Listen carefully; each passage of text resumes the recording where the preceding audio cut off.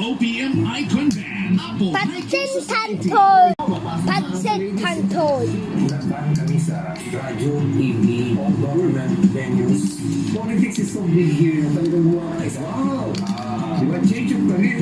What? We're just artists expressing ourselves. Abangan sa Jano and Stan are in the men's room, Sundays 10:45 p.m.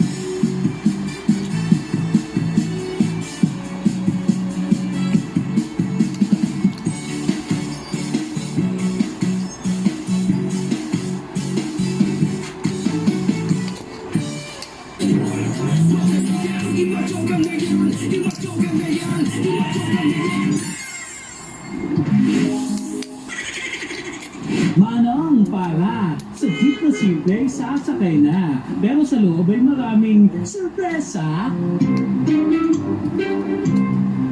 Rumuruta sa Batangas City, si Kuya Adonis sa kanyang jeepney.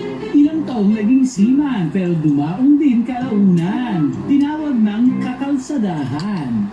Pagbakasyon naman po ng pagkakasiman ko, nag-extra po ako ng jeep kasi ito po yung jeep ko ay binili ko po ay 2001. Yung pagdating po ng 2012, dun na po ako nagka-problema eh. Nakakamdaman ko na yung paghina ng pandinig ko ng kaliwa.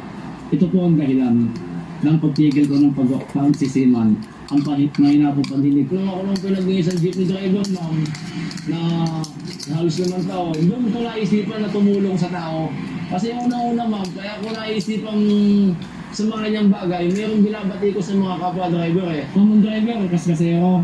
Ang driver hindi nagsusukli. Sobra-sobrang maningil. Ganun mga bati ko. Naisipan ko na subukan kung ako naman ang magpasaya sa mga pasahero. At kung ika'y buntis o single nanay, huwag na maghanap ng barya. Hinday!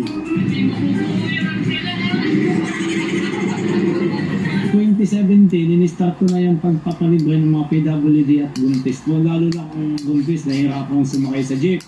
Yung mga PWD, ganun din. May nakausap akong pasahero. Bakit po kami mga single mom tatay hindi niya binibigyan ng priority na kami nagpapakahiratin magtrabaho. Antig naman yung puso ko, ma'am. Ang layo pa ng pinagalingan ko. Galing pa po kasi akong Laguna, tapos ayun, nakakapagod yung biyahe. So, thank you po sa tubig. May freebie na tubig. Kung nauuhaw, pwede rin kumaypay kung natutunaw. God knows who does not pay. Maging tapat lang sa iyong birthday.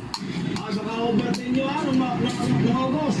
Sobrang saya din po namin libreng kabayan. Libreng sakay po. Dahil birthday ko ako is August 15. Thank you po. Libre rin pati mga kalbong maki